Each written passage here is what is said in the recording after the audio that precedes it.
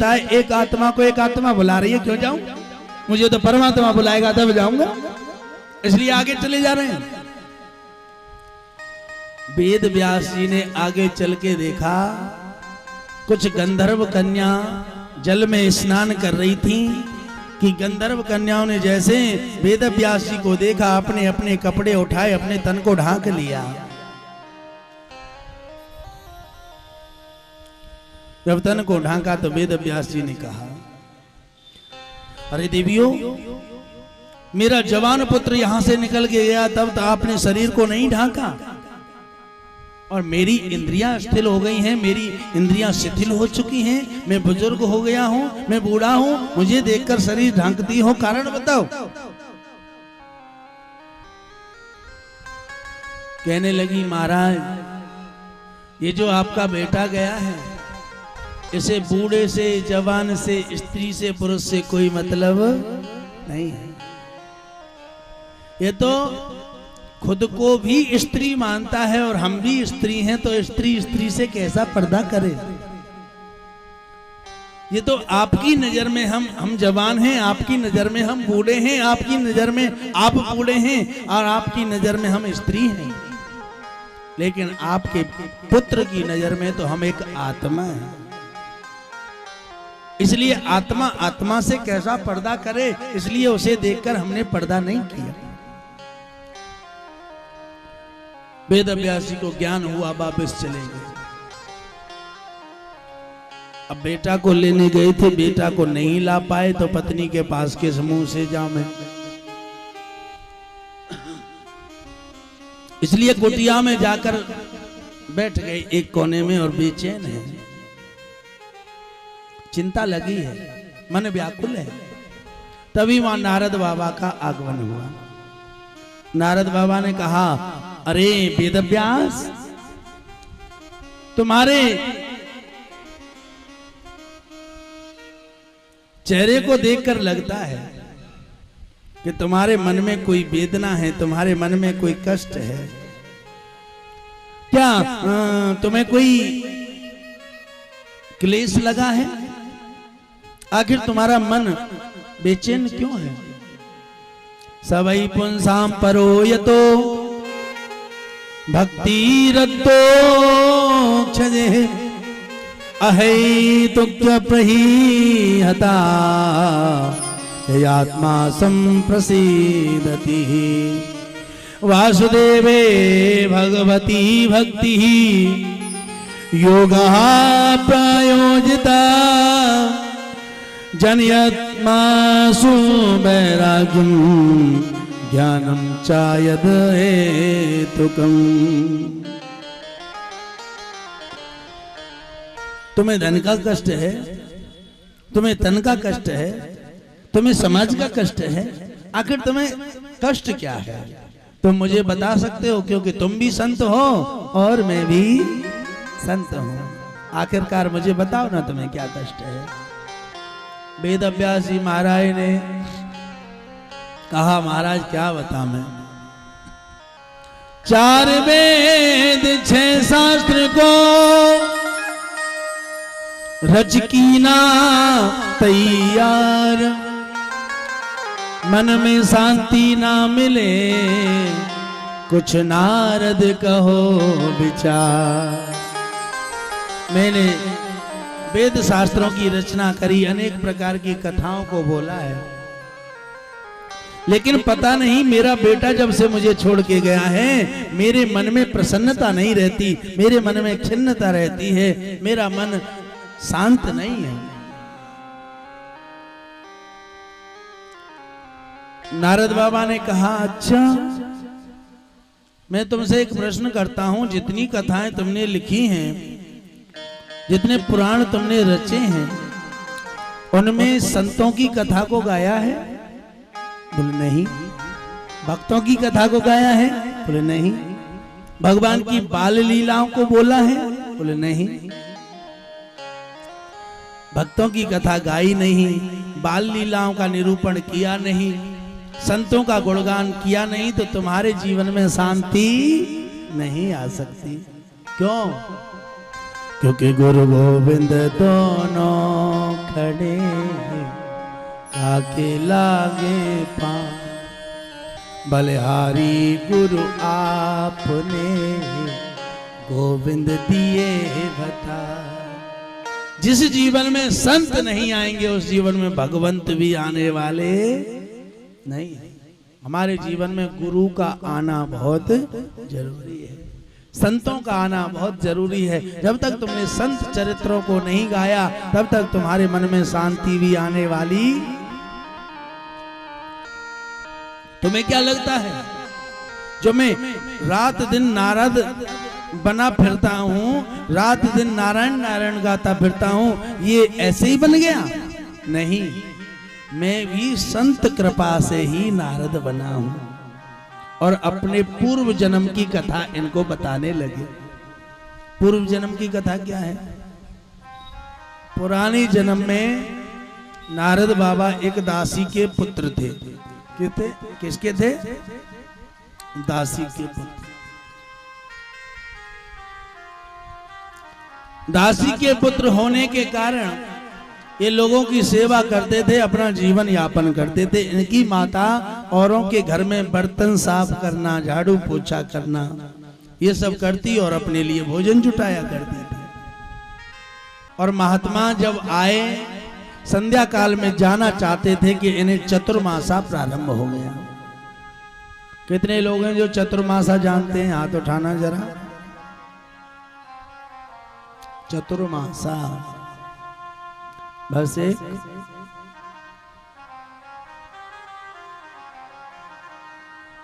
अब तो पहले क्या कथा सुन चुके हैं? 5। बहुत से तो दूसरे अड़ोसी पड़ोसी कॉलोनी में सुने आए होंगे 10 बस। लेकिन कथा सुनने के बाद भी कुछ ज्ञान नहीं हुआ तो क्या कथा सुनी?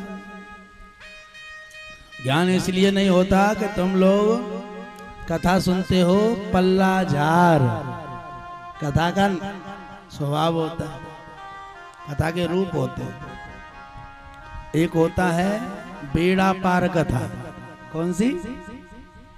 बेड़ा पार कथा। एक आर पार कथा, एक बीच मझधार कथा और एक है पल्ला झार कथा। जिसमें सबसे ज्यादा खतरनाक कथा है वो पल्ला जा रही है। बेड़ा पार कथा कौन सी है? जिस कथा को सुनने के बाद भगवान के भजन में हमारी रति लग जाए, दिन रात भजन करने लग जाए, समझ लो बेड़ा पार हो।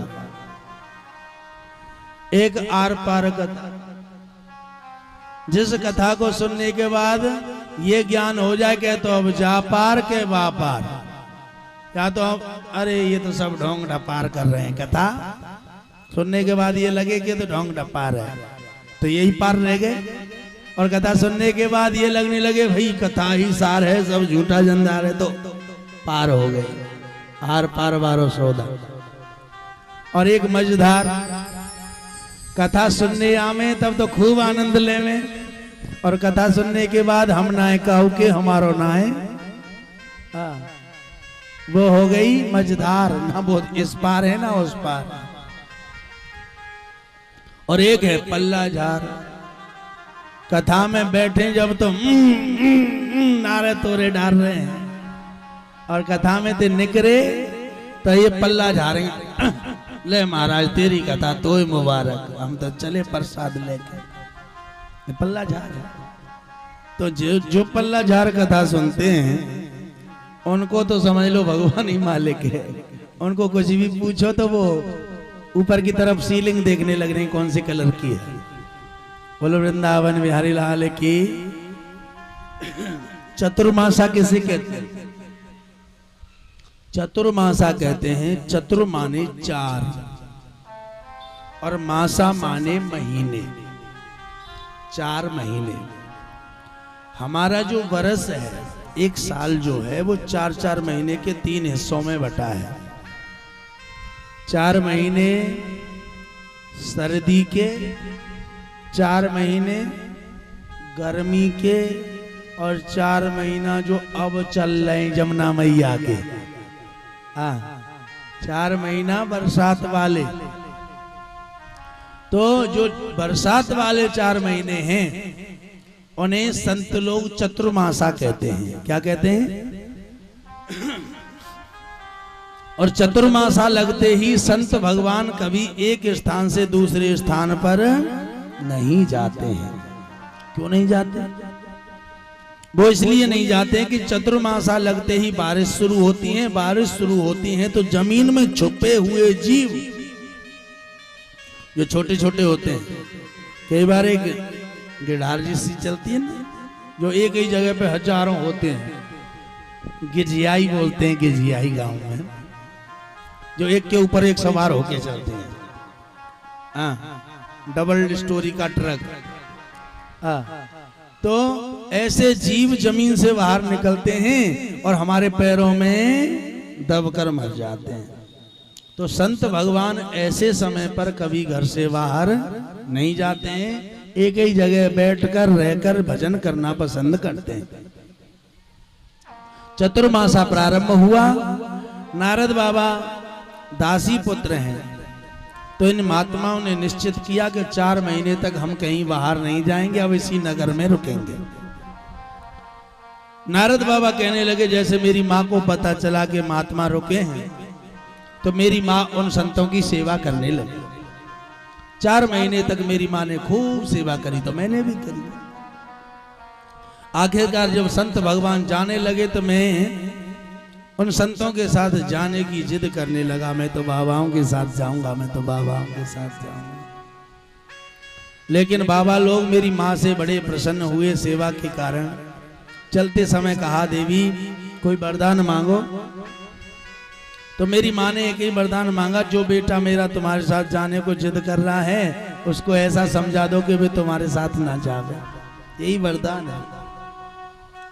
महात्माओं ने ऐसे समझाया, बेटा जब तक मैया बाप जिंदा हैं तब तक कोई तपस्या करने की जरूरत नहीं है, कोई जंगल जाने की जरूरत नहीं है, अपनी माँ की सेवा करो, यही सबसे बड़ा धर्म है।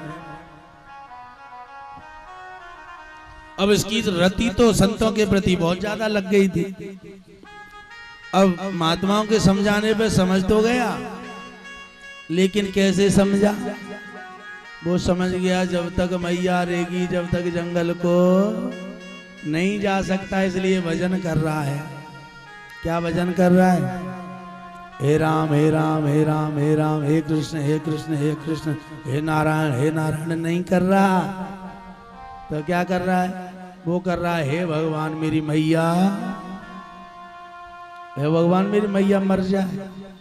क्या मैया मर जाएगी जब ही तो मैं जंगल को जाऊंगा, इसलिए मन ही मन भजन कर रहा है, हे भगवान मेरी मैया। आप में से कितने जो भजन करना चाहते हैं तो यही भजन है करो है? ये तो हास्य परिहास है। नारद बाबा ये भजन कर रहे थे। एक दिन भगवान ने इनकी सुन ली और इनकी मैया प्रातः काल में गैया को धोने के लिए गई कि एकदा निर्गते गेहा दुयंतीम निशिगाम पई सर्पोदस्पदाम स्प्रटः कृपणाम काल चोदिता। सुबह काल प्रातः काल में ये अपनी गाय का दूध निकालने के लिए गई, अंधेरे में देख नहीं पाई, गैया की बगल में सांप बैठा था। सांप पर पाम पड़ गया, जैसे पाम पड़ा सांप ने मैया को काट लिया। जैसे मैया को काटा मैया मर गई। अब तो नारद बाबा नाचने लगे। जैसे ये नाचने लगे वैसे ही पड़ोसी ने देखा, अरे नारद तेरी मैया को क्या हुआ, अरे बालक तेरी मैया को क्या हुआ।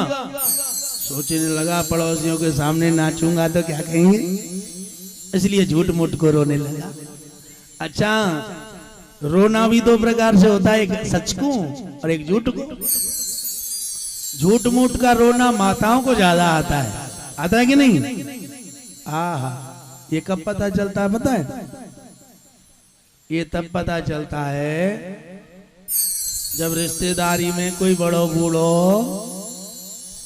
हाँ, जब रिश्तेदारी में कोई बुजुर्ग मर जावे तो माताएं गाड़ी करेंगी, टेम्पू करेंगी, ट्रैक्टर करेंगी, वहां में भर के जाएंगी अड़ोसन पड़ोसन।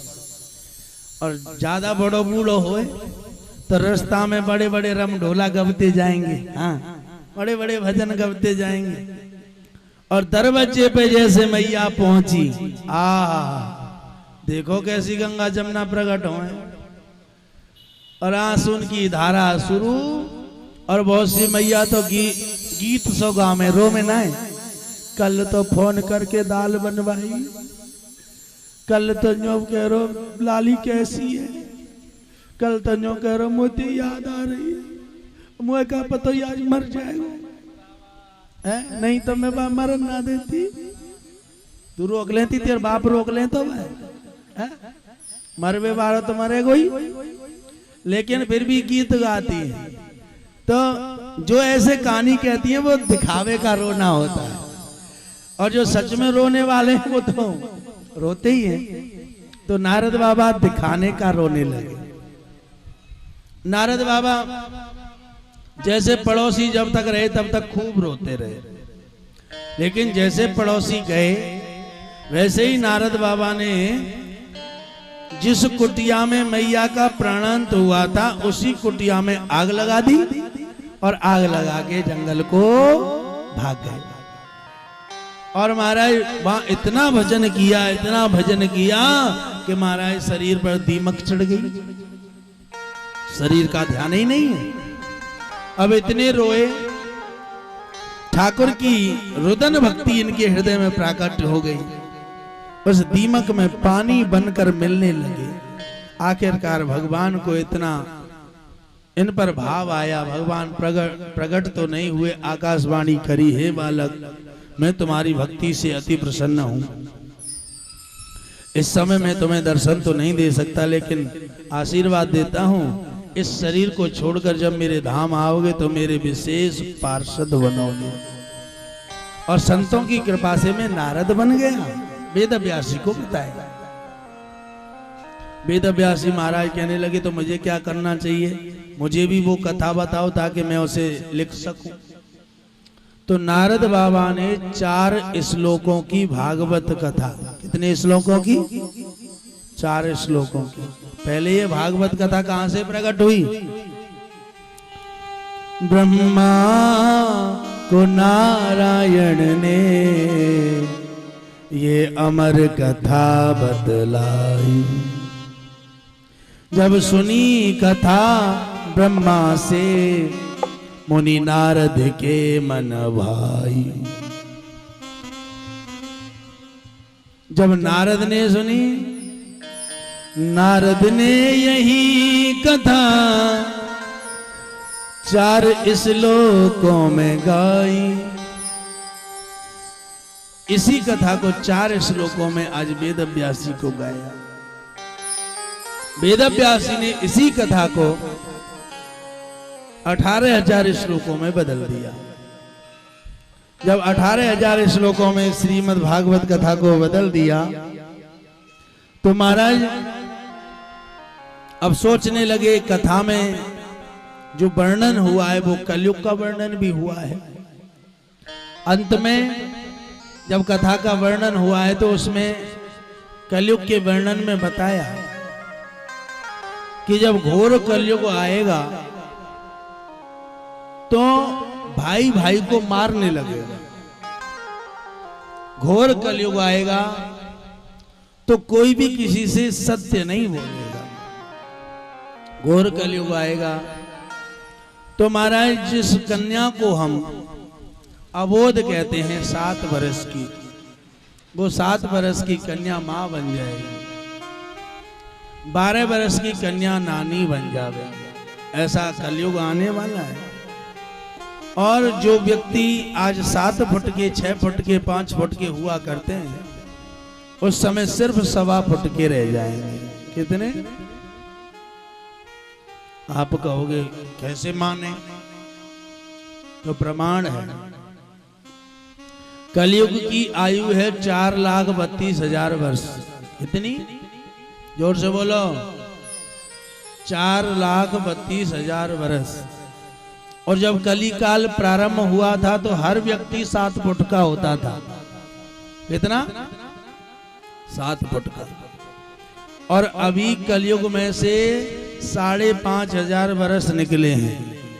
कितने? 5,500 वर्ष। और 5,500 वर्ष में हमारी लंबाई कितनी घट गई? 7 फुट का। यहां जितने बैठे इनमें से कोई है? हाथ उठाओ। राधे श्याम। तुम लोगों में से एक हो तो नहीं है 7 फुट का? तो भाई 5,500 वर्ष निकले हैं। ज्यादातर यहाँ 5 फुट के बैठे हैं, ज्यादातर। तो भाई 5,500 वर्ष निकले और 2 फुट चले गए, तो और 5,500 वर्ष निकलेंगे तो 2 फुट और नहीं जाएंगे क्या? 3 फुट रह गए। और 1-2 वर्ष निकल गए तो 1-2 फुट और चले जाएगा। इसलिए 1.25 फुट के ही रह जाएंगे। संतों ने तो गाया है, जो जीवे गो सो देखे गो, ये कलयुग ऐसो आवे गो, भैया ए भैया खावे गो। जो जीवे गो सो देखे गो, ऐसो कलयुग आवे गो, जो जीवे गो सो देखे गो, ये कलयुग ऐसो आवे गो, भैया ए भैया खावे गो। जीवे गो सो देखे गो, अब ऐसो कलयुग आवे गो, भैया ए भैया खावे गो। कौन चढ़े स्वर्ग की डोरी पे, कौन चढ़े स्वर्ग की डोरी पे, धंधो रह जाए बर जोरी पे, और रह जाए बड़ी जोरी पे।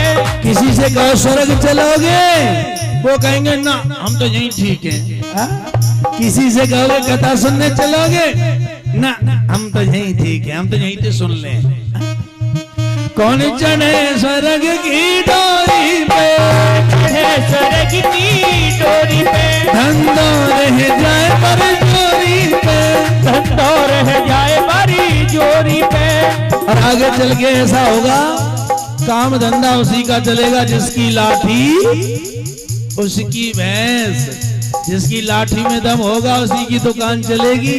और जो कमजोर दुकानदार होगा उसे तो वो डरपा देगा, 9 बजे तक मेरी दुकान खुलेगी, उसके बाद ही खोलना। वो बेचारा कहे ठीक है जी, हमारा तो तुम कहोगे वैसे कर लेंगे।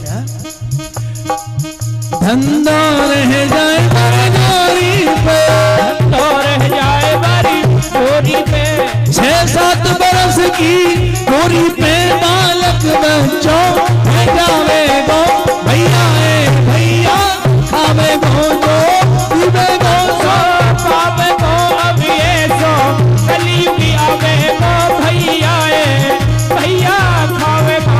ये कछु दिना को अरसा है, ये कछु दिना को अरसा है, कोई ओस बराबर बरसा है, कोई ओस बराबर ही बरसा है। ये जमुना जी देख रहे हैं ना विशाल, कुछ समय बाद ऐसा होने वाला है, ये दिखाई देने से बंद हो जाएगी और जितनी ओस पड़ती है उतनी वर्षा हुआ करेगी। वही ओस बराबर बरसा है, ओस बराबर ही बरसा है, चल जाए बल्लभ बरसा है ना, इंद्र में हो बरसावे गो, भैया ए भैया खावे गो। और जो जीवे गो सो देखे गो, ये कलयुग आवे गो, भैया ए भैया खावे गो। अब हाल सुनो तुम पीछे जी, अब हाल सुनो तुम पीछे जी, जिनको हाथन ते सींचे जी, जिनको हाथन ते सींचे जी, तुलसी के पेड़ के नीचे ये मानस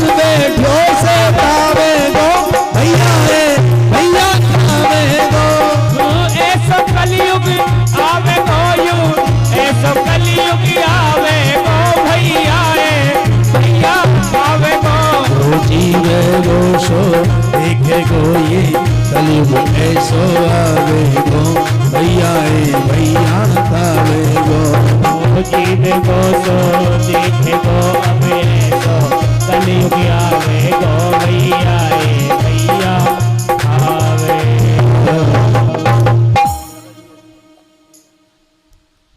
बोली वृंदावन बिहारी लाल की जय। कथा को समय हो कितनो 2:30 बजे थे 5:30 और अब बज गए क्या 6 और तो बजे आए 2:30 बजे तो यहाँ 2.5 आदमी भी नहीं